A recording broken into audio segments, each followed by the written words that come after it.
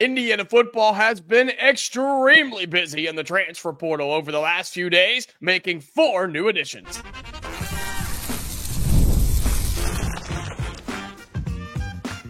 You are Locked On Hoosiers, your daily podcast on the Indiana Hoosiers. Part of the Locked On Podcast Network, your team every day. Welcome into the Locked On Hoosiers podcast. I'm your man, Jacob Goins. I appreciate you being here, making this your first listen or your first watch every single day. We are part of the Locked On Podcast Network, which is your team every day. Today's episode is brought to you by Game Time. Download the Game Time app, create an account, and use the code LOCKEDONCollege for $20 off your first ticket purchase. Well, happy Monday. Hope you had a fantastic weekend. Hope you were able to catch our reaction episode yesterday on a Sunday afternoon about Indiana basketball taking down Penn State. We'll have more on that later on in the show, dive a little bit deeper into what that win means and what the Hoosiers have moving forward. Plus, we're recapping the portal today on what Indiana football has been up to since they made 4 new additions in just the last several days. And that is where we start today, where Indiana got down, got dirty, got busy, and have done what they needed to do. We've seen Indiana add a starting quarterback. We've seen them add a starting running back. We've seen them go and get guys on the defensive line and in the secondary and even a tight end. And you've seen Indiana be really, really active in the transfer portal. But there's been a position where Indiana has still needed help, where everybody, you, me, anybody with a pulse around this program understood that there was still a position in dire need, and it was the offensive line. Well, Indiana went and got 2 offensive linemen, one from Power 4 in the Big Ten and one of the best programs in the country, and another one who is very, very experienced from another Power 4 program who's returning home. Plus, Indiana goes and gets a starting wide receiver, and they also go get another quarterback, which I told you they were going to do to fill in the quarterback room. Let's start on the offensive side. Well, I guess they're all offensive. Let's start on the playmaking side, on the outside, if you will. We're going to start with the Michigan transfer wide receiver, Tyler Morris. This is a guy who was at Michigan for several years. He was on the national championship team for Michigan just a couple of years ago, had a touchdown catch on that team for Michigan. He comes in with just a ton of Power 4 experience in 34 games in 12 starts. That's what he has at Michigan at 5'11", 185 pounds. He had 39 catches, 470 yards, and 3 touchdowns. That's over his career. So more of a, I guess, a utility guy, more of a plug and play, use you when we need you type of player,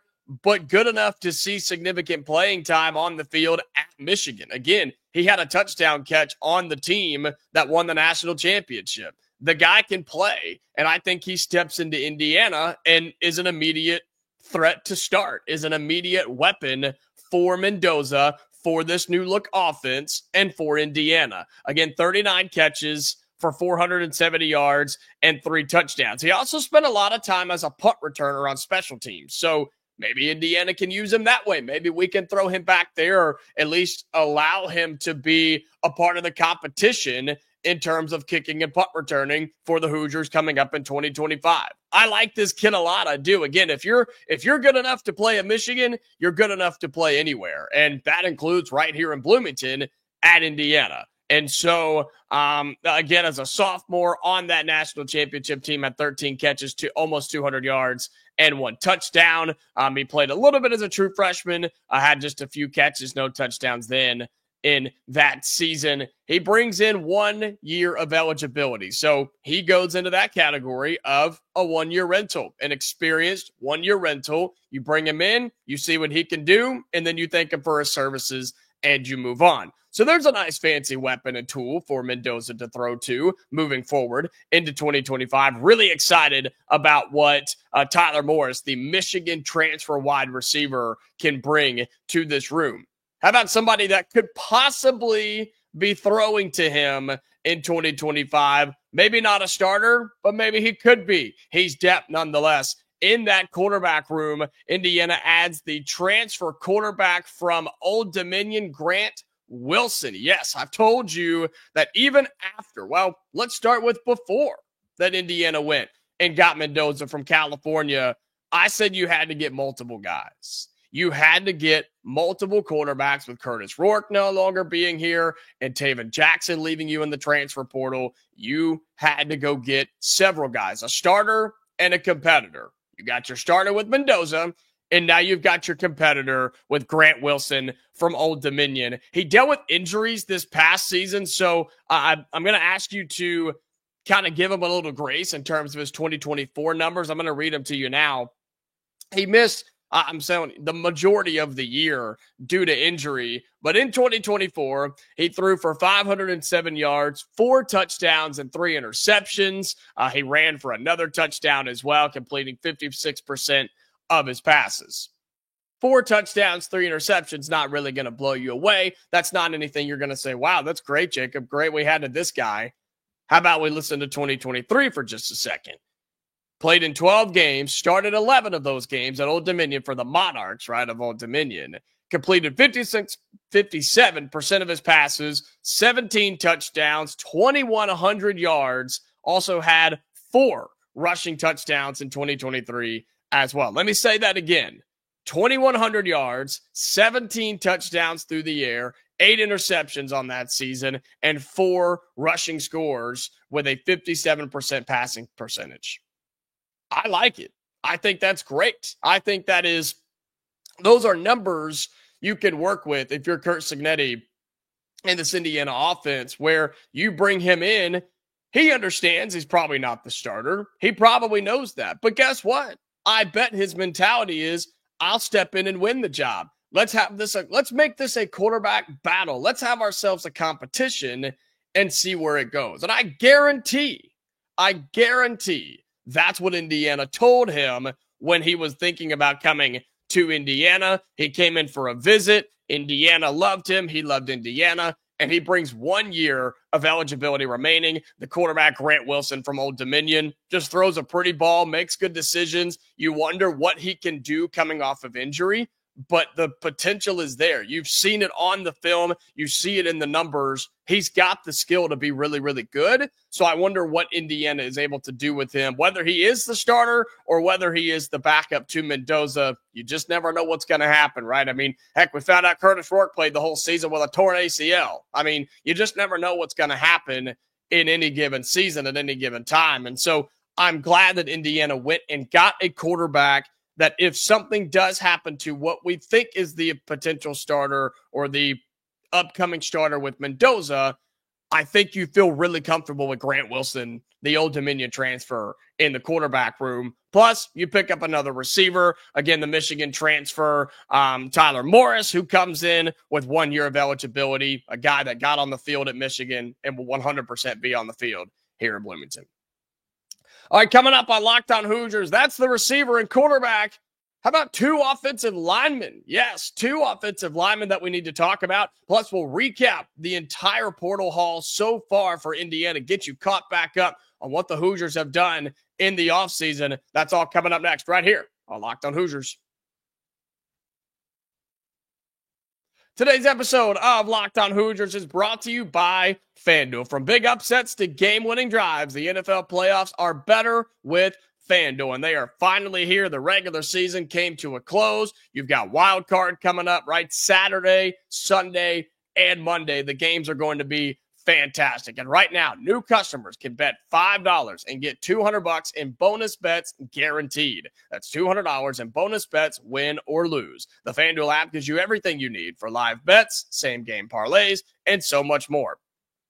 And with Indiana, in terms of basketball, if you want to get in on that, you've got a couple of games coming up this week, right? You got one on Wednesday. If you want to get in on FanDuel, if you think Indiana can win, if you think they keep it close, cover the spread, whatever the case may be, you can do all that on FanDuel.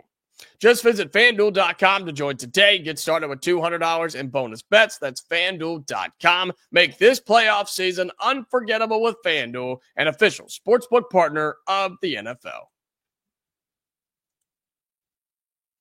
Welcome back into Locked On Hoosiers. Thank you so much for being here again. Shout out to all of my everydayers, those of you that come back each and every day, Monday through Friday, for this podcast that is free to you every single day. And a reminder, we throw some bonus episodes out there as well, sometimes during the week, sometimes on the weekend. So be sure that you are subscribed and have your notifications turned on any platform that you take this in on, to be sure you never miss new episodes like we did yesterday, with a full recap and immediate reaction to Indiana basketball taking down Penn State 77-71. More on that coming up in just a little bit.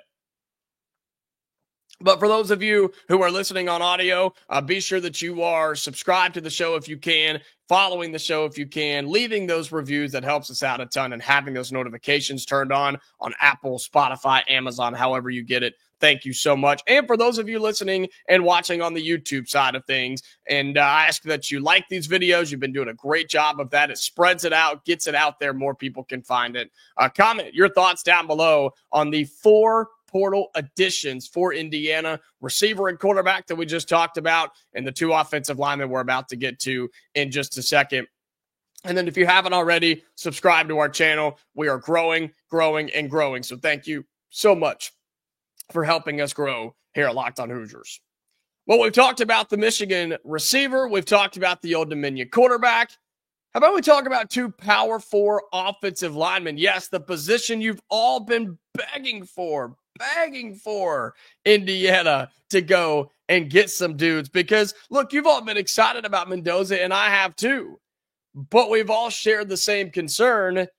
He has to be protected. He has to have time. He has to stay alive. He has to stay safe. And you've got to be able to compete with the big boys of the Big Ten. That was the flaw that we saw against Ohio State. And that was the flaw that we saw against Notre Dame. 2 teams that, hey, are looking pretty good right now in the college football playoff. We needed bigger guys up front. We needed better guys up front. And that's nothing against the ones we had. It's just the truth. And so Indiana has gotten busy in these last couple of days. We'll start with a familiar name in the transfer portal who is now returning to Indiana. That's right. Khalil Benson is the Colorado transfer offensive lineman who most of you will remember played most of his and started his career right here in Bloomington at Indiana. He was here from 2020 to 2023. He went out to Colorado for 2024, and he is now back to Indiana for his final season in 2025. This guy is massive. Okay, this guy is a really, really good talent. Somebody I think has only gotten better during his time in college football. He obviously left when things got a little bad here and just kind of up in the air in Bloomington. Went out to Colorado, which is a hot spot right now, of course, in college football with Deion Sanders. And now he's back to Indiana. And I know there will be some people who hate on him, I guess, right? And reject him because, oh, now you're coming back when things are good and you left and when times are tough. No, let's go ahead and stop that. Okay. Let's go ahead and just get that out of the way. He left because it was best for him. He left because there was a lot happening here and he needed to go somewhere else and got more playing time somewhere else. And now he feels that this is the best spot for him to be. Yeah, when times are a little bit better. I don't blame him at all. And I think good for him in Khalil Benson. Now, this is somebody who has dealt with some injuries in his career. He missed 4 games this past year due to injury. Good thing is he can play all over the offensive line. And with Colorado, he played 9 games. Again, he missed 4 due to injury. He had 4 starts at right guard is where he was on the offensive line. But according to this, and according to the film, he also saw some action at right tackle and at left guard. So almost anywhere but center, this guy has seen action and has played during his college career, and just recently at Colorado. Well, that's perfect because Indiana, we've got some dudes, another one we're going to talk about in just a second, but this is more of a, I don't know, your Swiss Army knife, right? This is a guy who you bring in with tons of experience, just the 1 year of eligibility remaining, who steps in. And if you say, hey, we need to put you at right guard, or hey, we need you to be at right tackle, or hey, we need you to be at left guard, whatever the case may be, you would feel comfortable putting him there since he has played significant snaps at all three of those positions. And you could probably put him at the other spot too, right? You got both tackle spots and both guard spots. Don't think he's played any center, and that's fine. You don't need him there.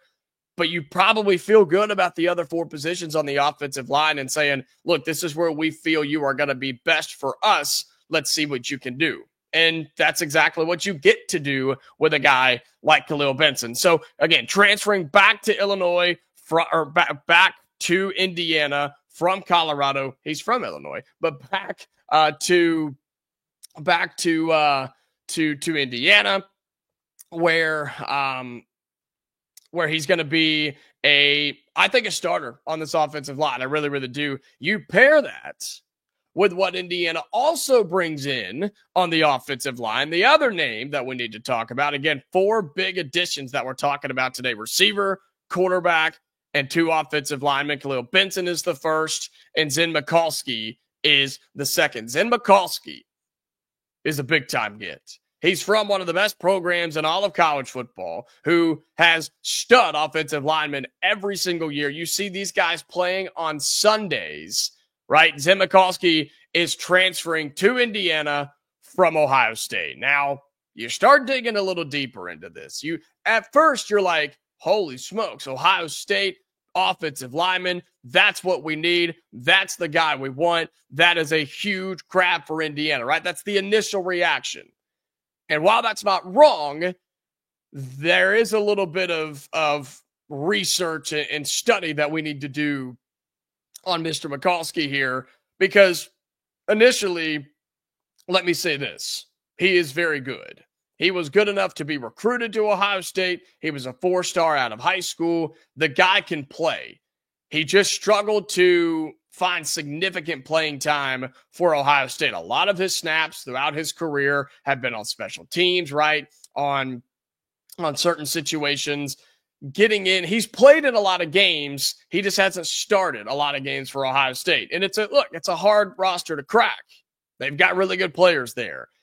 But I remind you that he was a 4-star recruit coming out of high school. And he was a 1-game starter for Ohio State. He appeared in 7 games in 2024, a guy that just wasn't really in the active rotation anymore. He decided to transfer, get out, and go somewhere else, and he is now coming to Indiana as a redshirt sophomore last year. Saw 13 games of playing time, and again, a lot of that on special teams. So I put this guy in the category of very raw. Okay, he's very, very raw for a guy that brings in just 1 year of eligibility, because his starting experience just isn't really there. And so Indiana has to try and figure out where they want to put him and how they want to use him in 2025. But here's the great part. The dude's 6'6" and 319 pounds.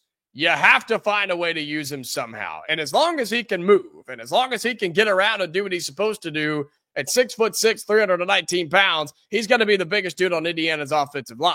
And you have to find a spot for him. So you basically figure out, okay, what do we have? What do we need? And where can we put these guys? And between Mikulski from Ohio State and from Benson from Colorado, former Indiana offensive lineman, I think you went and got 2 starters there. I think you went and filled 2 spots on your offensive line, on top of getting a receiver, on top of getting a quarterback as well. I mean, that's incredible, right? So that is 2 offensive linemen. You now have 2 quarterbacks. You've gotten several wide receivers. You've gotten 2 defensive linemen. You've gotten a DB. You've gotten a running back. Like, you've gotten so much out of the portal so far. And is Indiana done?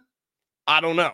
I don't think so. I think there's still a couple of names out there that they may be putting some feelers on and seeing if they can crack. But Indiana went and got 2 starters on the offensive line, a backup quarterback, and possibly a starter at receiver in just the last several days. That is a huge success for Curt Cignetti and the entire Indiana football program. All right, coming up on our final segment on Locked On Hoosiers. We'll talk a little bit more Indiana basketball as they beat Penn State yesterday, 77-71 at the Palestra. How they do it and what do we have coming up? That's here on the final segment on Locked On Hoosiers.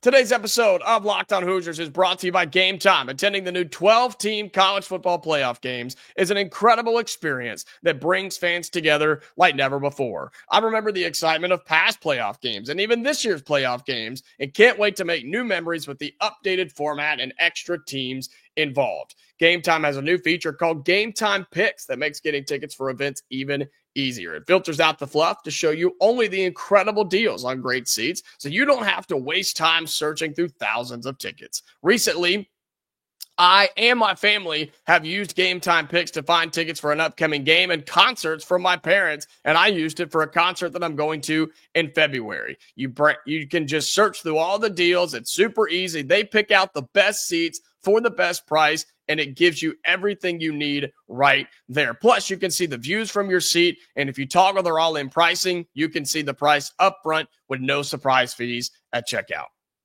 Take the guesswork out of buying tickets with Game Time. Download the Game Time app, create an account, and use the code LOCKEDONCollege for $20 off your first purchase. Terms apply. Again, create an account and redeem the code LOCKEDONCOLLEGE. That's Locked On College for $20 off. Download Game Time today. Last minute tickets, lowest price guaranteed.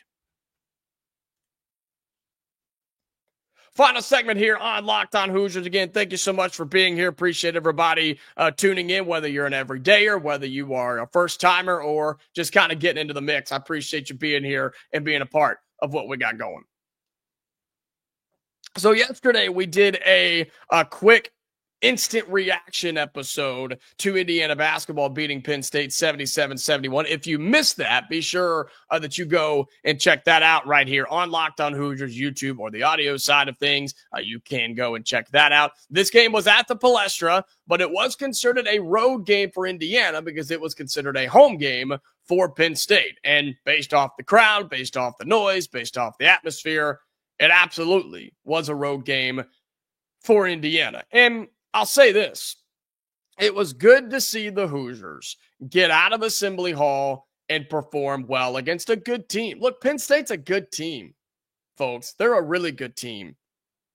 And they're going to give people some serious trouble in the Big Ten. I don't know how many games they're going to win in the Big Ten. I don't. But that's a scrappy team that you just don't want to play. That's a team that when you're done playing 40 minutes against them, you feel it. And you are wore out. I mean, you are tired. You're exhausted just because of how they defend and how they run on offense. And it was good to see Indiana get out of Assembly Hall and perform really well against a team like that. Did they play well for 40 minutes? No, but most teams don't. They played well for 30 to 32 minutes, I would say. I'd say 30 minutes of this game, Indiana played really good basketball. And they even said it on the broadcast, and I totally agree. I was thinking the exact same thing. You started to see what the potential of this Indiana team could be when they're forcing turnovers and running and gunning, and they're knocking down threes, and they're working the ball to everybody on the floor, and they're feeding Umar Ballo, right? And you've got Luke Goody making shots. You've got Trey Galloway making shots. You don't have turnovers. You don't have silly fouls. You don't have bad, lazy defense for most of the game, right? You have a high energy, a high passion. Like, you could see when Indiana got up by double digits to come out of the second half, and when we thought we had command, that's what you should expect. And that's what I was expecting to see from this Indiana team all season long, right? Talking in the preseason, in the offseason, if you will. This is what I thought we could be, was that stretch right there where everything was going right. Now, I know we played this game without Malik Reneau, and I said it yesterday. I'll say it again today. Indiana possibly looked better without him yesterday than they have with him so far, and they're going to have to figure out how to work him back into the system and into the rotation. I mean, he'll be a starter, but you've just got to figure out how he fits with what Indiana did successfully yesterday on Sunday against Penn State. So I hope that we can build off of this and figure out a way to look like that time in and time out, because look, we're going to need it, man. We're going to need it. Are you going to need 25 from Umar Ballo every night? Maybe not that much, but pretty close. Could you use 20 points from Mackenzie Mbako every night? Heck yeah. He's the X factor on this team. How about 12 points from Luke Goody? You better believe it. 9 points from Miles Rice. Okay. Would like to see a little bit more. He shot the ball real poorly on Sunday. Trey Galloway, 8 points. You bet. We're going to need it. And Luke Goody, hopefully those points when Malik Reneau comes back, those are points off the bench, right? And you just have to find a way to do what you did yesterday moving forward. In Indiana, now 3-1 in conference play. Not too bad, right? Not too bad. Your only loss was to Nebraska, which I'm still pained about, but that's okay. You now come home on Wednesday for USC, right? A nice solid game for USC here, who is 1-2 in conference play. They're 9-5 overall. That should be a win for Indiana, right? Then you go on the road to Iowa, who's 10-4 overall, but they're 1-2 in conference play. They lost at Michigan, they lost at Wisconsin, and they lost. Well, since they're 1-2 in conference play, yeah. Let's see. They lost to Michigan. Oh, they beat Northwestern. My bad. They beat Northwestern. They lost to Michigan, and they lost to Wisconsin, who Indiana plays in just a little bit. Did you see how many points they gave up to Wisconsin? Did you see how many points that Iowa gave up to Wisconsin in their last game? 116-85. That's an NBA score. That's abysmal. That's terrible, man. Holy smokes. So keep that in mind. So Indiana's got USC at home. You go to Iowa. Then you have Illinois, who's a top 25 team, and then you go to Ohio State. I'm excited to see where we go. I am. If you can get Miles Rice playing good, Cannon Carlisle's got to get out of this shooting slump. If I'm Mike Woodson, I pull him aside and say, I don't care how open you are. I don't want you shooting the basketball until we get this fixed. And you get it fixed in practice and shoot around and confidence in the game.